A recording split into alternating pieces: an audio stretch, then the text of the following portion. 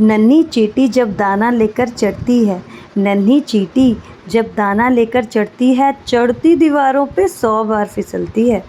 मन का विश्वास रगों में साहस भरता है।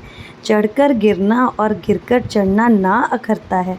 मेहनत उसकी बेकार हर बार नहीं होती, मेहनत उसकी बेकार हर बार नहीं होती। कोशिश करने वालों की हार नहीं होती, कोशिश करने वालों की हार नहीं होती। ये पोएम है श्री हरिवंश राय बच्चन जी की, जो कि बचपन में हम सब लोगों ने बहुत बार सुनी होगी, कभी रेडियो पे कभी टीवी पे, बट इसके असली मायने जो है ना वो बड़े होकर ही हमें समझ में आते हैं। जो आपकी डिटर्मिनेशन है लाइफ में आपको कहाँ से कहाँ ले जा सकती है।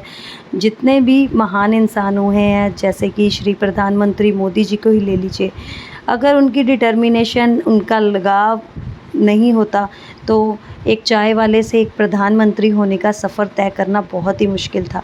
तो आपकी जो ये मेहनत है, आपकी ये लगन है, कुछ कर गुज़रने की जो आदत है, ये आपको लाइफ में बहुत ही सक्सेसफुल बनाती है।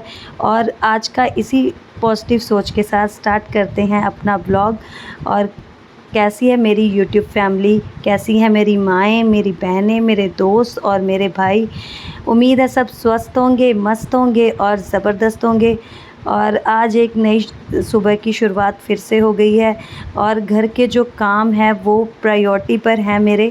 तो सबसे पहले उठकर मैंने बस यही अपना काम स्टार्ट किया था। प्रीशा जो थी वो स्कूल जा चुकी थी, तो वो मेरी टेंशन ख़त्म हो गई थी।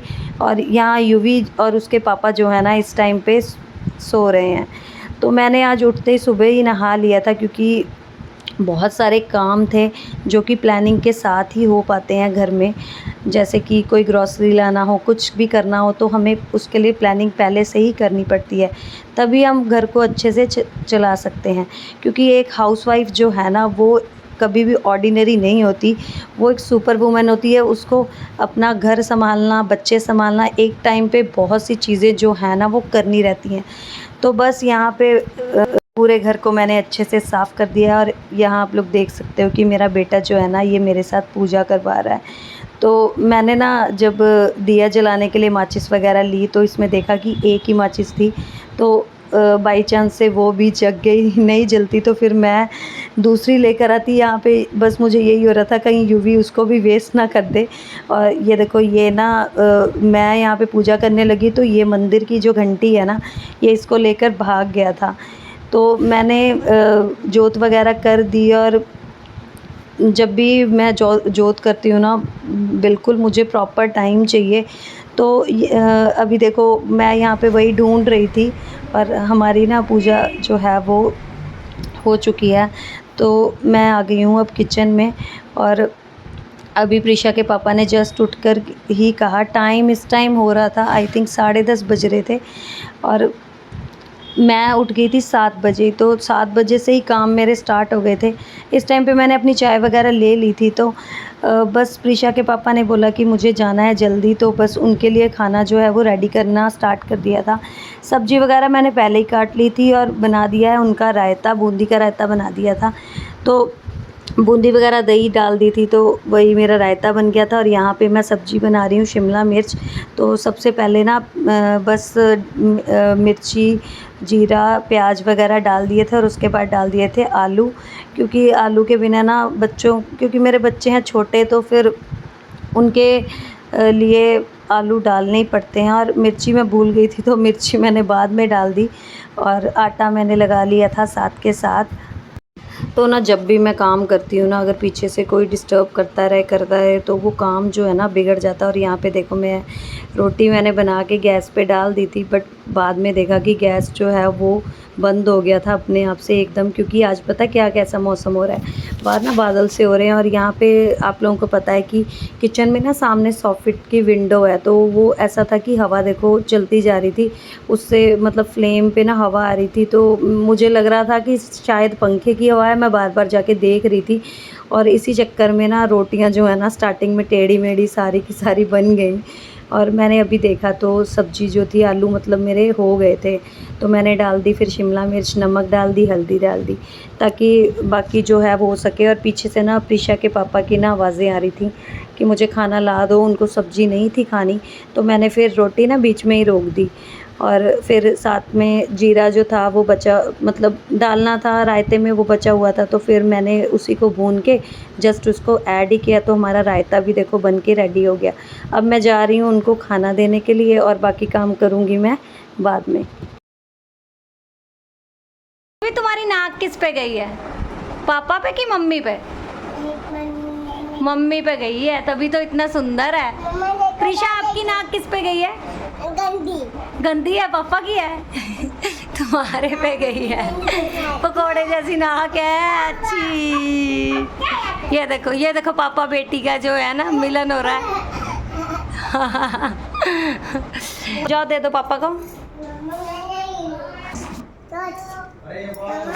सॉक्स भी दे दो, जाओ। क्या वॉच कहाँ है? ये कौन सी गेम हो रही है? देखो मैंने क्या पहन लिया। कौन सी गेम खेल रही Preesha? Up and down, up up bye. Preesha, up jump. Bye कर दो पापा को। तो ना ऑफ़िस जाने से पहले ना प्रीशा के पापा को जब तक ये एक एक सामान यूवी ना ले जाके देना, तो उनका मन ही नहीं लगता। कभी देखो हेलमेट दे रहा था, कभी उनको दे रहा था, उनकी वॉच दे रहा था, कभी की दे रहा था। तो ऐसे ही करते करते मेरा काम ना बहुत आसान कर देते हैं। और लंच उनको लेकर नहीं जाना था, तो अपना खाना खाकर ही वो चले गए हैं। और यहाँ पे बस मैं आज प्रीशा को ना जल्दी ले आई थी स्कूल से, क्योंकि इसने एक्चुअली वॉशरूम कर दिया था अपनी यूनिफ़ॉर्म में, तो इसकी मैम का फ़ोन आया था, तो बस इसको लेके ही आई थी। और बहुत ही अच्छे से आज समझाया इसे, थोड़ा सा डरा दिया था, मारा नहीं था, क्योंकि देखिए बच्चे ना बहुत ही सेंसिटिव होते हैं। जो चीज़ें आप प्यार से इन लोगों को समझा सकते हैं ना, वो आप मारोगे तो वो चीज़ें बिगड़ जाती हैं। और बच्चा जो है ना, वो ये सोचता है अगर कि हर काम पे मुझे मार पड़ेगी, तो फिर वो मतलब एक तरीके से उसकी मेंटल फिज़िकल ग्रोथ जो है ना रुक जाएगी। तो यहाँ पे हम लोग अपना सुबह का नाश्ता कर रहे हैं। सो हेलो फ्रेंड्स, नहा धोकर हो गई हूँ थोड़ी सी रेडी, क्योंकि ना अपने आप में काफ़ी ज़्यादा कॉन्फिडेंस आता है ना खुद से, मतलब रेडी हो जाओ ना, घर के काम तो ना मतलब ख़त्म होने का नाम ही नहीं लेते। तो प्रीशा के पापा गए थे डी मार्ट, और ये देख लो ये सामान पीछे भी, ये भी दिख रहा है आपको, और यहाँ पे दिखाती हूँ, यहाँ तो पूरा मतलब कि ये सारा सामान देख लो, इतना सारा सामान लेकर आए हैं। और कैसे वो बैग उठा के लाए हैं वही जानते हैं। मैं तो नहीं गई थी, क्योंकि आप लोग को मालूम ही है कि बच्चे हैं छोटे घर के, तो दोनों लोग नहीं जा पाते हैं। तो यहाँ पे ये सारा सामान है, तो देखते हैं हम लोग टर्न बाय टर्न। तो ना ये इस बार लिया है मस्टर्ड प्योर, ये थोड़ा सा ये मतलब 2 तरह के लिए हैं। ये कोल्ड प्रेस लिया है, और ये लिया है ये कच्ची गनी। तो ट्राई करके देखेंगे। नॉर्मली ये वाला यूज़ करते हैं हम, बट ये वाला ट्राई करके देखेंगे। क्या हुआ? तो ये दोनों हो गए, और एक ये लिया था, ये फैमिली पैक लिया था बच्चों के लिए,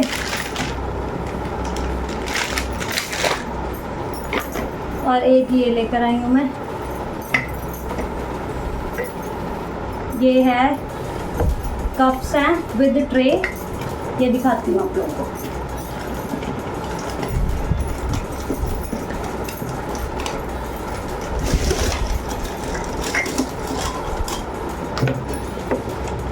ये एक्चुअली मैं देख रही, मतलब हस्बैंड बोल रहे थे कि जब उन्होंने खोल के इसको देखा, अच्छे से खोल के देखा कि मतलब कोई भी डिफेक्टेड पीस ना हो, तो ये पड़ा है 170 का। जब कि नॉर्मल कप्स भी आप लेने जाओ तो 250 से कम नहीं है, बट इसमें ट्रे भी साथ ही मिली है। तो क्योंकि जो नॉर्मल घर में हम यूज़ करते हैं ना, उसमें वो डेली यूज़ के लिए उसको हम उसको बस मैं घर के लिए रखा हुआ है, तो ये गेस्ट वगैरह आ जाते हैं तो ऐसा एक रखती हूँ मैं स्पेयर। और ये भी वहाँ नॉर्मली 100 रुपीज़ की है, तो वहाँ पे 74 की पड़ी है। ये 60 रुपीज़ का है और यहाँ पे पड़ा है 40 रुपीज़ ईच। और ये सबका फेवरेट, मैंने ना बहुत पहले, आई थिंक कि 2-3 साल पहले बनाया होगा। इसमें सारा ही मटेरियल ऑलरेडी पैक्ड आता है, जस्ट पानी में घोल के बना लो। तो ये ना 2 लेकर आए हैं, अभी देखती हूँ किस दिन बनाऊँगी मैं। और ये नॉर्मली 10 के पड़ते, तो ये 9 के पड़े हैं। ये 5 लिए हैं।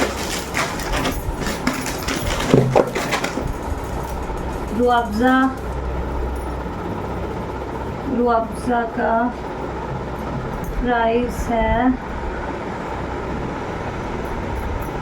आई थिंक ये 150 का पड़ा है। नहीं, इसका एक्चुअली बिल हस्बैंड के पास है, क्योंकि इसका ना मैं देख नहीं पाई थी।